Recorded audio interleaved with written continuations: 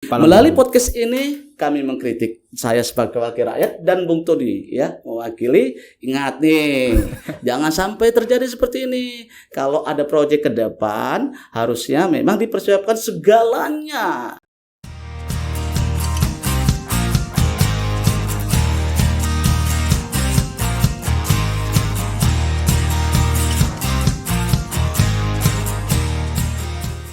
Assalamualaikum. Semoga teman-teman semua dalam keadaan sehat walafiat. Kita harus akui bahwasanya di 10 tahun terakhir pembangunan yang digerakkan oleh Bapak Presiden Jokowi berjalan dengan baik. Namun hasil dari itu semua tentulah ada yang namanya sisa-sisa kerjaan yang belum terselesaikan. Mungkin teman-teman, khususnya di wilayah Langkat Binjai, sudah dapat mengakses yang namanya kereta api. Jadi, transportasi massal ini sangat-sangat membantu. Namun demikian, seperti yang saya katakan tadi, ada sisa-sisa kerjaan yang belum terselesaikan. Dan ini menjadi PR. Saya nggak tahu ini PR siapa. Apakah pemerintah Kota Binjai atau Kabupaten Langkat? Apakah ini PR-nya pemerintah pusat? Apakah ini PR-nya PT Kereta Api? Telah hadir bersama saya anggota Dewan dari Kota Binjai, Bapak Joko. Nah, dan tema yang kita angkat hari ini, kereta tanpa palang pintu. Selamat sore Pak Joko. Selamat sore Bung Tony yang keren, ganteng dan luar biasa. Nyengkol anggota Dewan kita ini. Sehat kabarnya Pak? Alhamdulillah, berkat doa teman-teman. Saya sehat selalu. Jadi kalau kita lihat Pak Jok, setiap sore itu khususnya pinggiran perbatasan antara Langkat Binjai, Binjai Medan, itu menjadi sebuah wisata-wisata baru. Kenapa demikian? Ya. Karena masyarakatnya itu setiap sore menanti lewatnya kereta api, baik dari Medan ke Langkat, atau dari Langkat ke Medan. Iya, benar. Namun Pak Jok, persoalannya nggak sampai di situ. Iya. Kenapa? Karena hasil yang kita lihat di lapangan, di khususnya wilayah Kabupaten Langkat ada beberapa titik perlintasan tanpa palang pintu. Tapi kita tidak membahas Langkat Pak Joko ya. Kita bahas Binjai. Bahkan di Binjai sendiri terdapat beberapa lintasan kereta api tanpa palang pintu. Nah, wajar akhirnya saya mengundang Pak Joko. Kan demikian. Oke. Sederhanalah. Apa yang bisa Bapak sampaikan dengan situasi seperti ini? Baik, terima kasih Bung Tony. Namun sebelumnya akan coba saya kenalkan, tadi mesti kenal Joko aja kan. Baik, para pemirsa, nama saya Joko Basuki, sarjana hukum, anggota DPRD Kota Binjai dari fraksi Gerindra. Hari ini saya dengan Bung Tony, podcast ya Papi Tepo Channel, luar biasa. Baik, Bung Tony, sesuai apa yang Bung Tony pertanyaan kepada saya untuk segmen hari ini mengenai PT Kereta Api Indonesia ya. Baik Bung Tony, sesuai dengan Undang-Undang Nomor 23 Tahun 2007 mengenai perkeretaapian. Kereta api itu adalah alat angkut barang maupun alat angkut manusia banyak, yang artinya memang sangat dibutuhkan. Namun demikian, alat angkut perkeretaapian ini jangan sampai terjadi kelalaian, yang terutama tadi sesuai Bung Tony sampaikan, keselamatan manusia juga ya. Betul. Terutama tadi palang pintu setiap perlintasan baik di kampung-kampung maupun di inti kota. Iya. Ya, baik. dari hal tersebut tentunya masyarakat bertanya-tanya ini menjadi tanggung jawab siapa Yap. untuk itu ya. Betul. Tentunya kalau kita tanya tentang tanggung jawab ya, kebetulan saya anggota Dewan DPR Kota Binjai. Ya. Masalah tanggung jawab siapa Langkat atau Binjai itu bukan menjadi persoalan. Yang penting bagi kita sesuai harapan Bung Tony, sesuai harapan orang banyak, bagaimana kita terhindar dari bahaya Sepakat. di penyeberangan kereta api. Sepakat. Merujuk dari hal itu, untuk pembangunan Palang tentunya itu menjadi tanggung jawab daripada PT Kereta Api Indonesia. Ya. Kalau di daerah tentunya ada Dinas Perhubungan. Inilah perlunya rajin komunikasi antara Dinas Perhubungan daerah masing-masing, baik Langkat maupun Binjai, kepada PT KAI. PT KAI tentunya juga berkoordinasi kembali dengan Dirjen, yang ada 2 Dirjen, Dirjen Perawatan Kereta Api dan Dirjen Balai Teknik Kereta Api. Ya, urusan pembuatan palang dan pos penjagaan itu ada pada Dirjen Balai Teknik Perkereta Apian. Oke. Ya. Sebentar Pak Joko. Ya. Jadi gini. Seingat saya. Ya. Pertama kali di launchingnya kereta api Medan Langkat itu di awal tahun. Iya. Kalau kita merunut pada bulan ini, sedikitnya sudah 5 bulan. 5 kereta bulan. api itu sudah beroperasi. Ya. Selama 5 bulan, kebayang ada beberapa titik yang belum memiliki palang pintu. Memang hari ini belum memakan korban. Nah, tugas kita sebagai, katakanlah hari ini Pak Joko sebagai anggota dewan, ada peribahasa sediakan payung sebelum hujan. Nah, ini bukan main-main, ada nyawa di situ Pak Joko. Kira-kira sebagai anggota dewan, terlepas dari bicara ini tanggung jawab siapapun, khususnya di wilayah Binjai. Apa yang sudah Pak Joko lakukan atau berkoordinasi dengan Dinas Perhubungan? Baik. Pertanyaan yang hebat. Anak muda Bung Tony yang sangat cerdas. Ngengkol lagi teman-teman.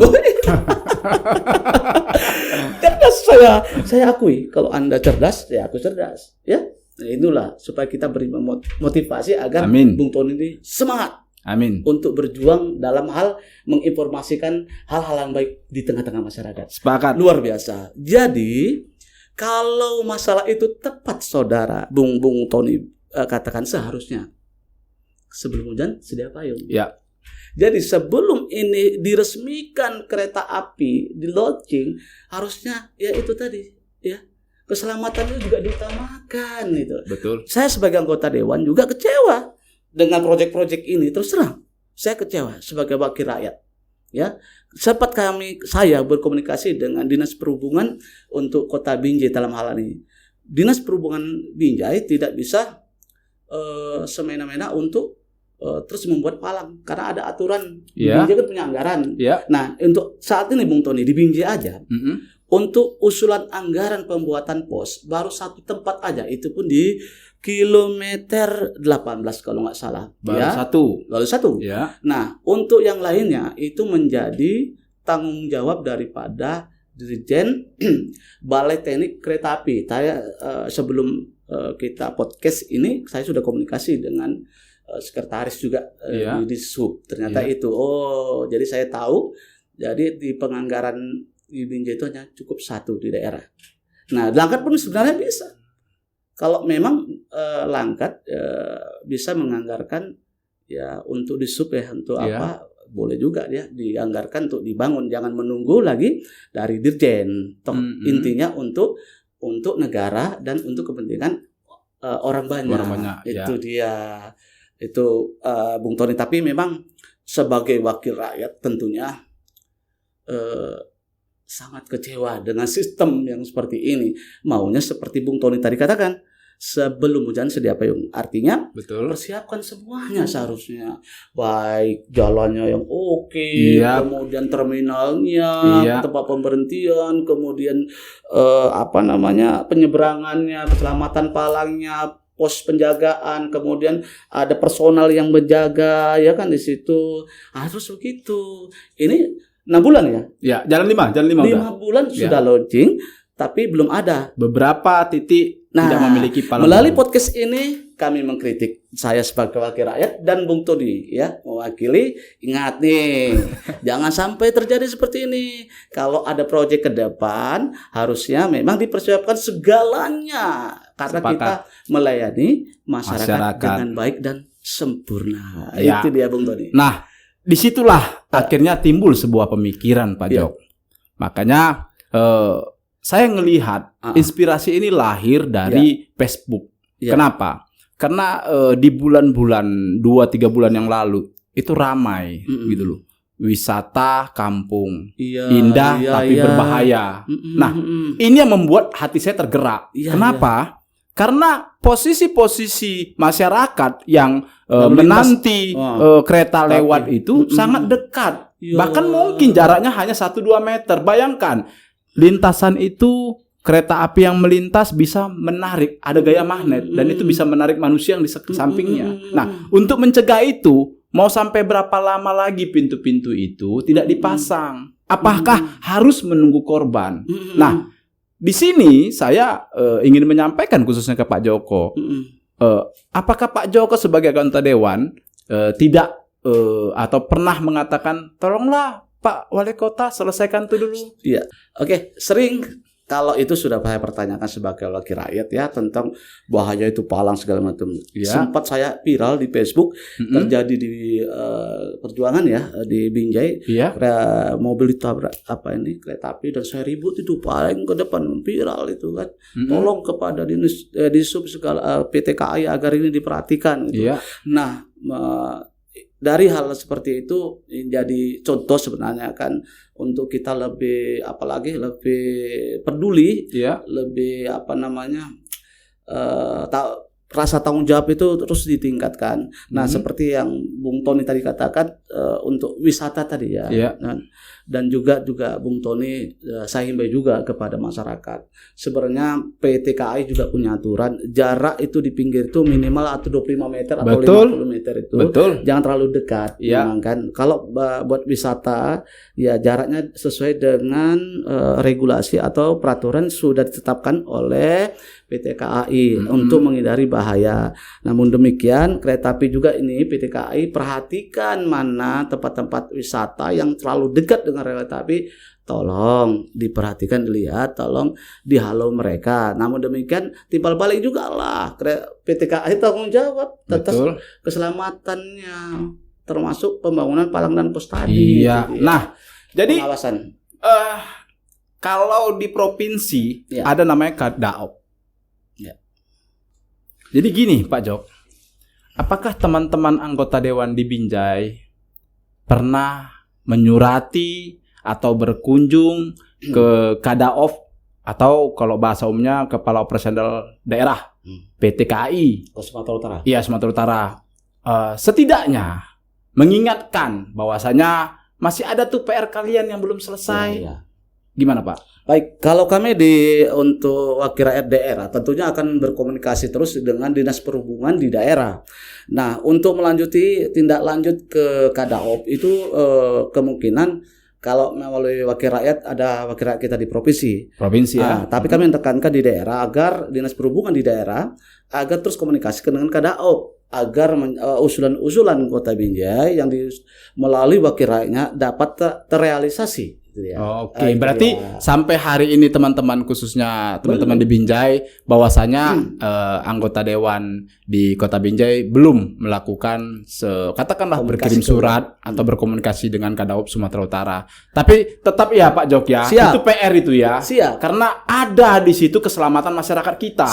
Kan begitu. Nah, pernah naik kereta api? Saya pernah. Sampai ke Medan gitu ya. Setelah adanya kereta Langkat Medan, apakah memang kebutuhan masyarakat akan transportasi khususnya masyarakat di Binjai sudah merasakan manfaatnya atau sebaliknya? Baik, untuk merasakan tentunya banyak manfaatnya. Banyak ya. menghindari macet, ya kan. Kemudian tujuan dengan waktu yang tepat. Kalau Betul. kereta api ini pas tepat waktu yang sudah ditentukan, itu dia, menghindari macet. Ya. Jadi dan kemudian murah kan, 5.000-an gitu kan.